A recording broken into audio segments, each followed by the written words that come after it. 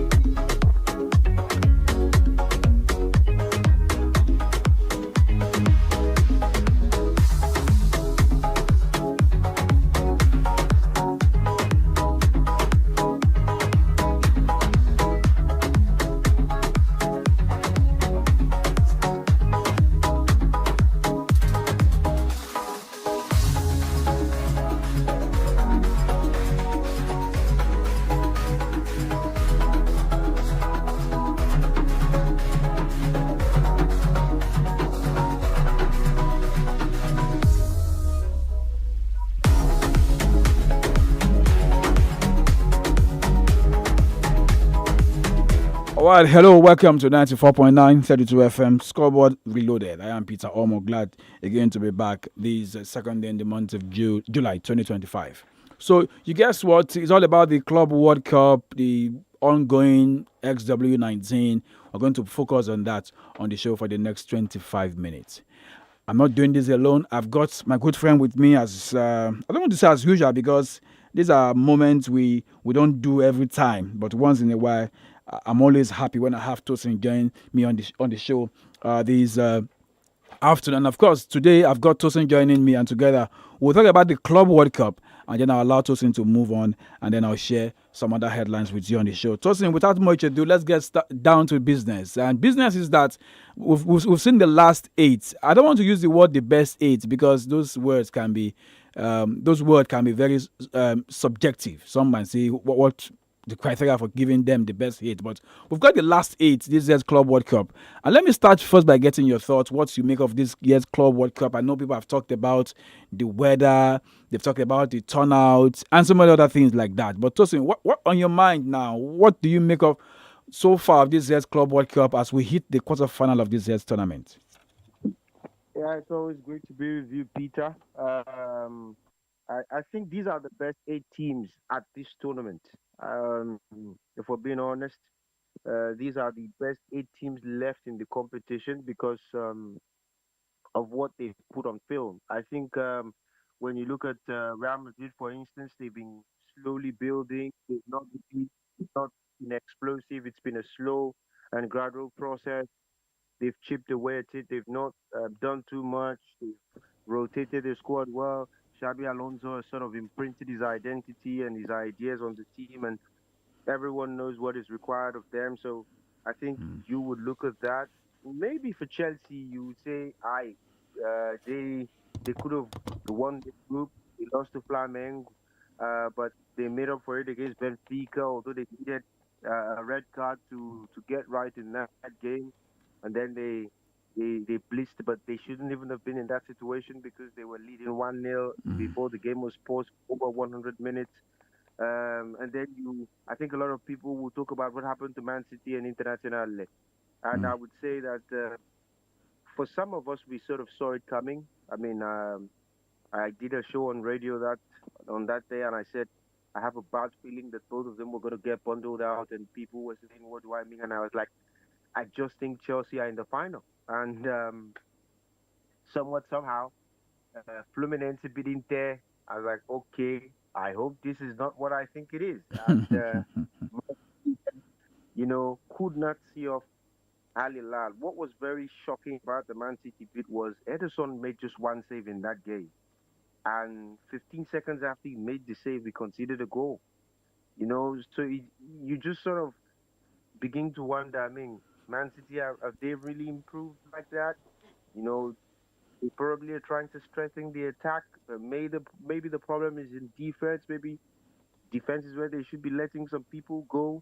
So, I mean, a lot of questions, interesting ones, I must say, as well. At the quarterfinals. But when I look at the 8 teams left in the field, I think Dortmund have done a good job so far. Seru Girassi has grown in leaps and bounds.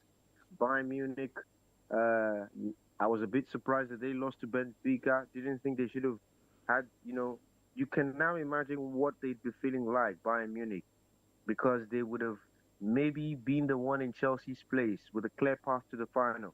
But they messed up, fumbled the church's money, and now they're the ones that have to play Paris Saint-Germain. They have that unfortunate task of playing PSG, who I think for many of us have been the best team in this tournament. Uh, Maybe the second best team, we will say Palmeiras so far in this competition. But, you know, for me, okay, maybe now looking at it in hindsight, you would say not the best 8 teams because I think Flamengo were one of the best teams in the competition. Mamelodi Sundowns, one of the best teams in the competition, but they didn't make it to the quarterfinals. So yeah, Peter, you're absolutely correct. Not the best 8, but the last 8 standing. So, when you put all of these best 8 standing, and we begin to talk about the likes of Inter Milan, who were playing in the UEFA Champions League final a few weeks ago. We spoke about Manchester City, how they had a poor performance in the English Premier League, a poor deal in the Champions League, and you thought these two sides would come into the Club World Cup with a better performance, especially for Manchester City with the number of players they were able to sign before the deadline going to the Club World Cup. Yes, we know that FIFA also opened a window for some clubs or all clubs to sign a few players in that short window. But when you talk about Manchester City, what exactly do you think is the issue? Because we thought that because they had a few of the players out injured during the course of the season, that was why they didn't perform well. But now it's got a full house, but nothing happened because that game came to me like a big. I also had a feeling, but even though the feeling I didn't share with anyone, that Al Hilal might cost them a little bit of a problem. Seeing what they did in the opening game against Real, where that game ended 1-1, I felt that with this side they can get better. Only a manager who just joined them less than a month ago, Tosin. Yeah, I think we can't also underestimate what Simone Inzaghi has done, given that he's a guy who knows Pep Guardiola very well, and his style of play is sort of an antithesis to what Pep Guardiola does. A lot of people don't talk about it that much, but I think he's a tactical savant. A lot of people don't talk about him as frequently as it is, and it's quite interesting to say. You know, quite interesting to see that people don't give him that much of a credit. For Man City, for me, I'll be honest with you, Peter. I would not say there's been no improvement in the team. We'd be lying to ourselves. I just think the centre backs are sort of leaving a lot of questions, and that's the problem I have. The fact that there are question marks, and I'm just not able to particularly gauge should who we should hold responsible. I mean, you look at someone like Ruben Diaz at this juncture. You shouldn't be finding him making stupid mistakes. He's making them. I now don't know what to make of Joshko Guardiola because you look at the goal, Nathan Ake, Manuel Akonji. You look at the goals they conceded, especially the last 2 goals against Al Hilal, and you're thinking, giving up space, giving up time, the timing is wrong, the space is wrong. Ruben Diaz could have been sent off in that game, by the way. He had a tackle on Malcolm that was saved by the offside flag, basically. You look at those things and you're saying these are individual errors. They're not system errors. They're not structural errors. Last season, I sort of thought maybe the players were burnt out and whatnot as well. But for me, I've been one of those when a lot of people have said, "Who is Rodri?" I said, "No, it's not Rodri. I think it's more about the structure or the players themselves. It looks like it's a mental fatigue. The guys are exhausted." And I think if you look at Ruben Diaz, for instance, he finishes the season, goes to play in the Nations League, plays the 2 matches in the Nations League, and then goes straight to the USA to play in the Club World Cup. And he started, I think, 3 of those 4 games as well. So, I mean, you also look at, say, Manuel Akanji, who's just coming back from injury. Maybe he's a bit off. They're not able. There was an opportunity in the game where the marking duties was absolutely abject to see. They lost. I'm forgetting the name of the guy on the left who plays for Al Hilal now. They couldn't catch him. He was just he was just having a field day, despite the fact that you're talking about Premier League level players who are playing against a team from Saudi Arabia. And I think what maybe surprised a lot of people the most was the way Sergej Milinkovic-Savic had his way with the City midfield as well, the former Lazio man. And then Joao Cancelo, who looked like he was playing, he looked like prime Cafu. And Renan Lodi looked like Roberto Carlos. So, I mean, those are concerning things. But I think for me, it was down to individual errors more than structural or systemic failures. I think they're good enough. I don't think people should buy into that stock and say for that reason they will not be challengers in the Premier League next season.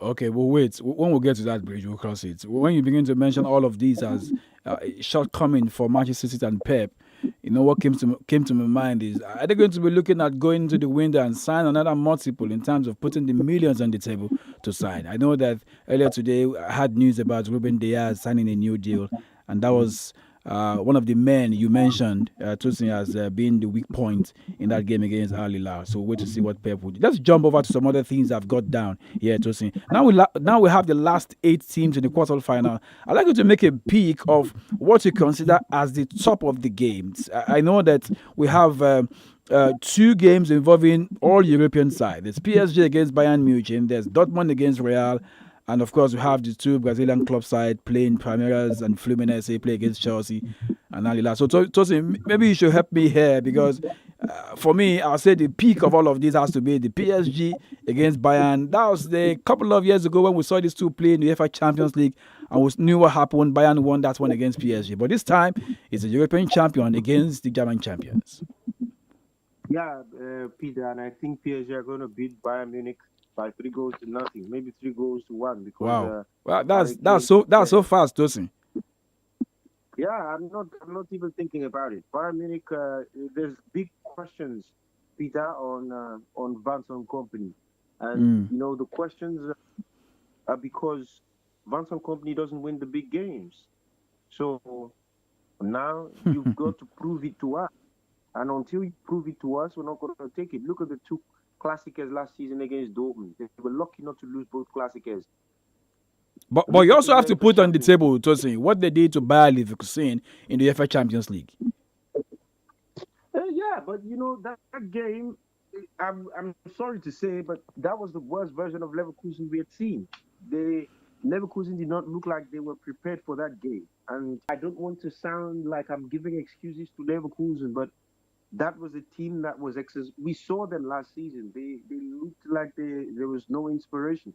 And a lot of people might not want to admit it, but I think that's the reason why the manager looked at it towards the end of the season and was thinking, I don't think I can motivate this team anymore. Maybe his head was already in Madrid, by February, who knows. But, I think he just sort of, you knew that something was off. This was a team that lost to Arminia Bielefeld you can imagine that kind of thing. So I think for me, I'm not going to invest stocks in the fact that they beat Leverkusen. But when push came to shove and they really needed to win a game in the quarterfinals of the Champions League, we saw what they did. So he's not a guy I wholly trust 100% tactically. I think the skill level of the players does help them. I mean, you could Rondo player. So you look at that player, he obviously plays a significant role in what you want to do, and he's one person that PSG have to game plan for. But I think if you're Paris Saint-Germain, you've got to feel very confident of your chances against this team because they simply do not have what it takes to get over the hump. I don't trust the coach enough, and if there are trust issues with the coach, it sort of also means, maybe I'm saying what's going on in the dressing room, but it feels like they don't trust the coach enough. Any coach who's still playing Leroy Sané, it's not a serious coach. Nothing's going to happen. He's on his way to Turkey anyways. Regardless, even if he's on his way to Turkey, I'm surprised that the Turkish team have paid him that much money. This guy is a guy who should be world class, but we're seeing how he's playing. But Tosin, why do you put the performance of the Bavarians against table toppers in the Brazilian league, Flamengo, who have just lost 1 game from 11? When you question Vincent Company and all of this. Yeah, because again, like I said before, I mean, we look at the individual quality of the players, and let's be real. It was not for the want of. I don't want to say they almost gave away the game. Flamengo could have won that game. There were big opportunities. Gerson should have scored as well, if you remember, in that game. So it's not as though they didn't almost give away the game. That's the thing. It's not like they don't have the quality, but the staying power. I think that's what I'm supposed to say. The staying power is not there. And if you have a team that is not disciplined, a team that structure-wise the staying power is not there, how am I supposed to rely on that kind of team when push comes to shove, especially when you're playing a well-oiled machine like PSG? They're going to need a lot of things to break their way. They're going to need luck. They're going to need one decision to go their way. They have to play a perfect game to beat Paris Saint-Germain.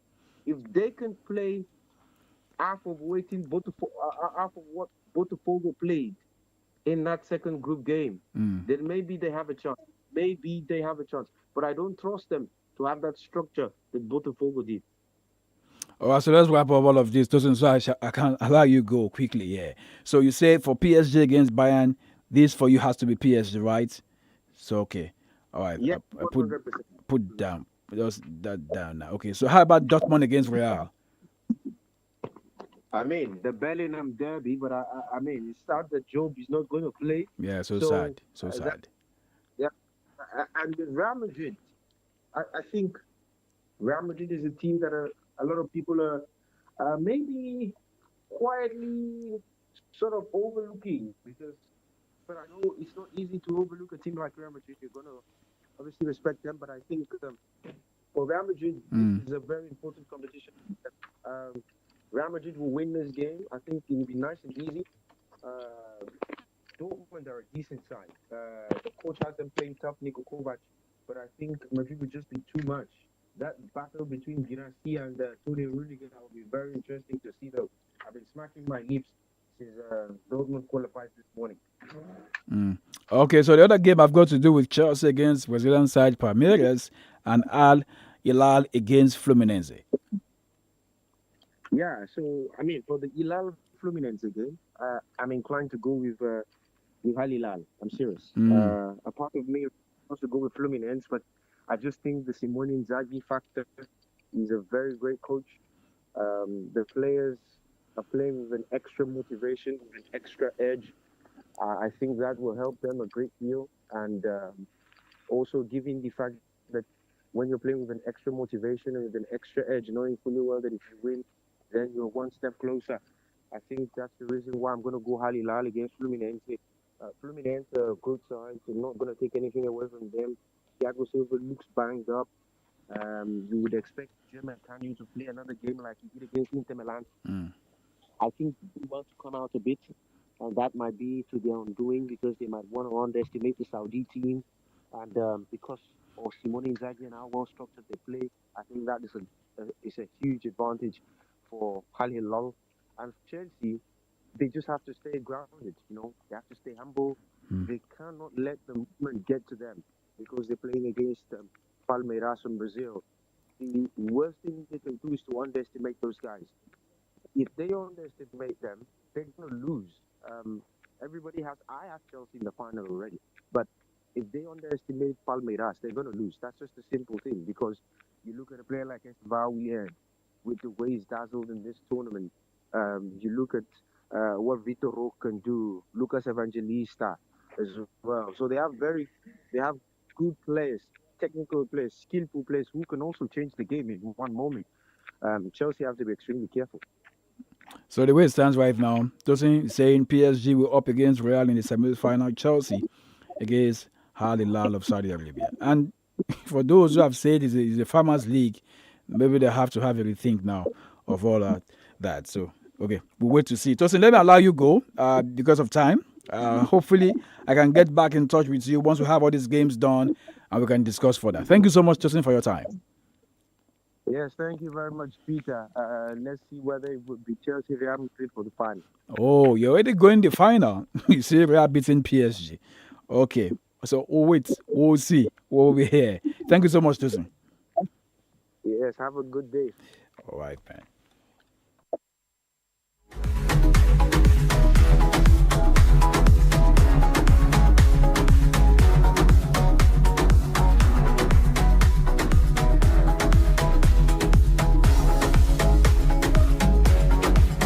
All right, so there you have it.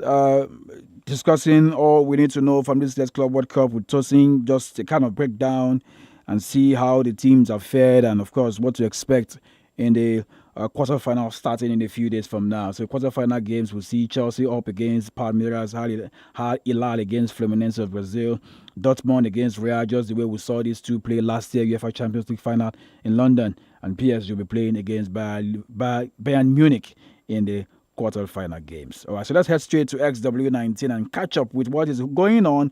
But don't forget that later tonight, the Women's European Championship will start in Switzerland, and we'll see two games starting from 5 and then the other one for 8.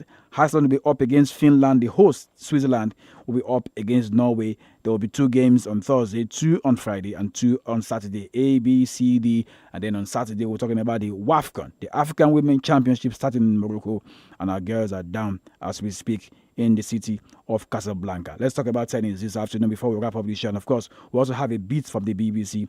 But let's go straight to XW19, where, as we speak right now, the games on court. Cam Norrie up against Francisco Tiafoe, and that game is in the 4th set, and is currently 2-1 in favor of the Brit lead against the American player. Talking about Francis Tiafoe in 2-1, 4-6, 6-4, 6-3.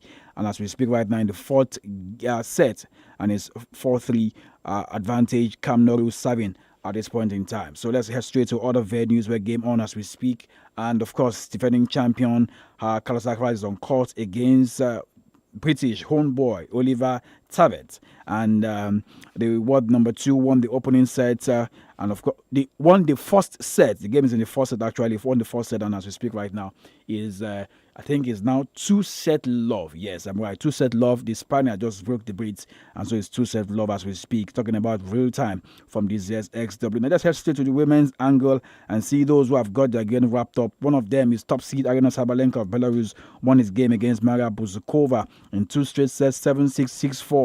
While Madison Keys won earlier in the day against Olga Danilovic in 2 straight sets, 6-4, 6-2. But one lady, second seed French Open champion Coco Gauff, lost her game yesterday and was not the good experience for the American game. Let's take a listen to Coco Gauff, and then when we come back, we'll head straight to the BBC to take the Premier League update, and hopefully when we come from London, I should have more updates from this XW19 going down in London. But first, take a listen to Coco Gauff after she was defeated last night in the first game of this year's first game of this year's XW19 going on in London. Hey, French Open is done. She won. US Open coming up in August, but now we're talking tennis and we're talking London. Coco Gauff.